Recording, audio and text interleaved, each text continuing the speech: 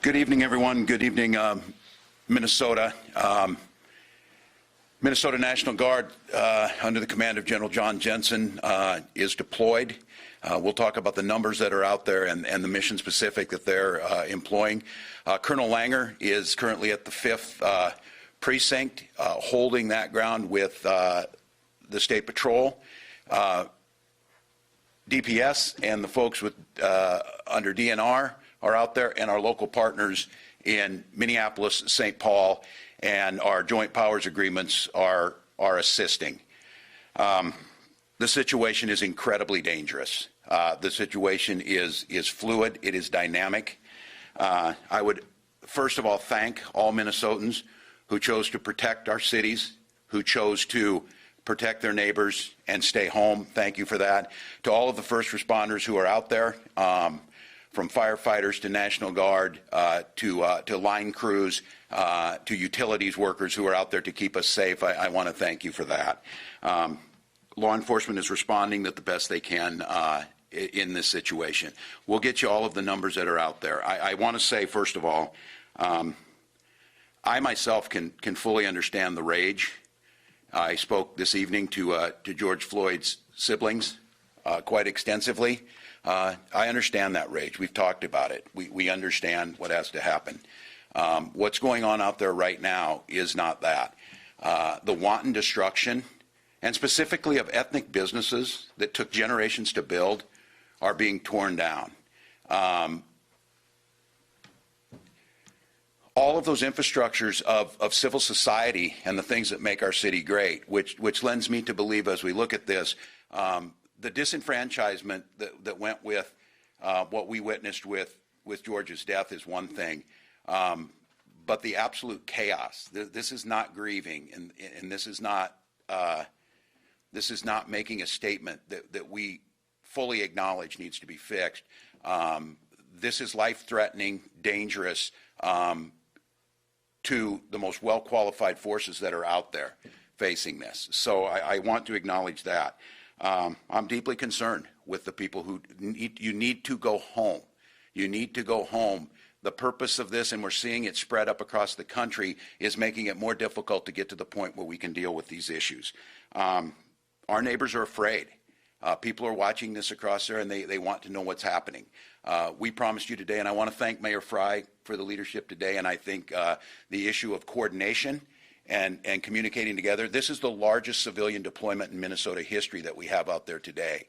And quite candidly, right now, we do not have the numbers. We cannot arrest people when we're trying to hold ground because of the sheer size, the dynamics, and the wanton violence that's coming out there. Colonel Langer spoke about this often, of seasoned folks who have also deployed overseas and seen this, and now seeing this here in our neighborhoods. We will talk about ways and the resources that we have left. But to put this into perspective, the force that we have out there now is about 3 times larger than the one in the 60s, which was the largest during the race riots. And they're out there right now. And the capacity to be able to do offensive actions, and they're out there doing that, arresting the folks that we can. But as you've seen, there's already shots being fired back at our people. This arson that is taking place puts many people at risk. Our firefighters are specifically and very open to target, and Minneapolis Fire has been responding heroically. And I tell you, all the citizens, the response time is fast as we want to get it. And that responsibility, as I said today, for coordination lies with us. I will take responsibility for the underestimating the wanton destruction and the size of this crowd.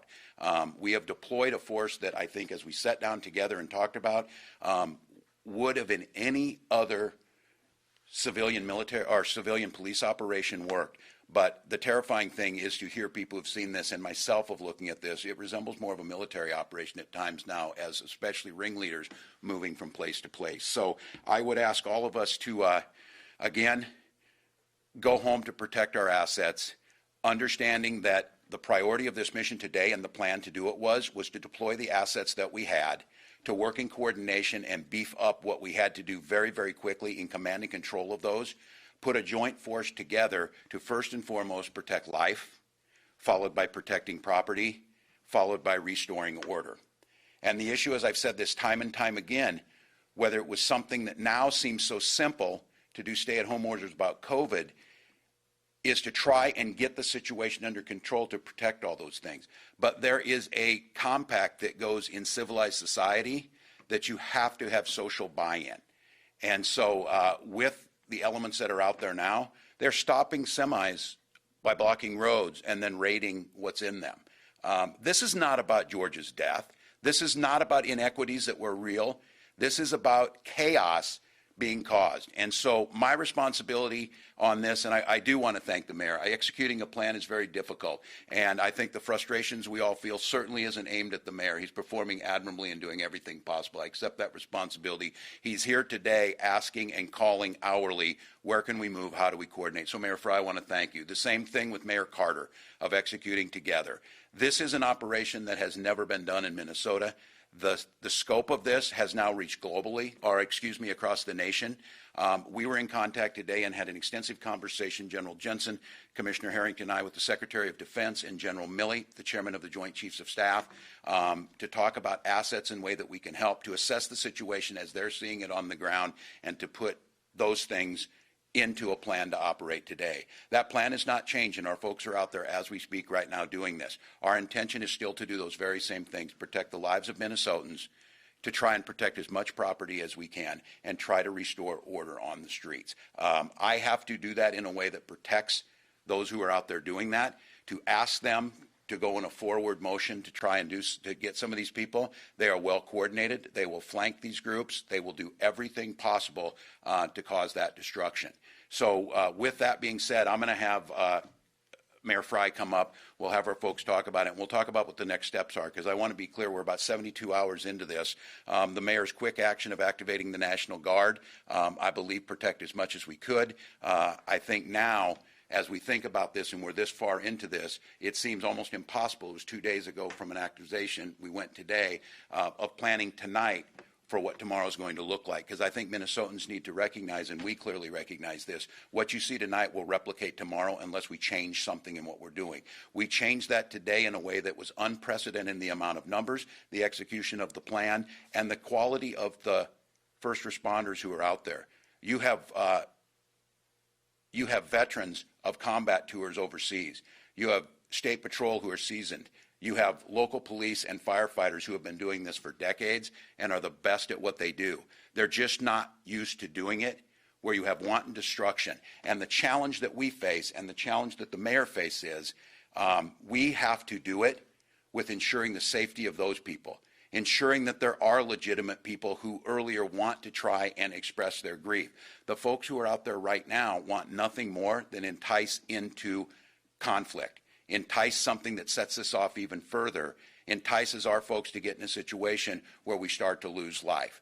And so that adds the complexity to it. If it were as simple as just push them and move them back, that would be one thing. They cannot do that. So I want to just reiterate that Minnesotans deserve a plan to try and get this.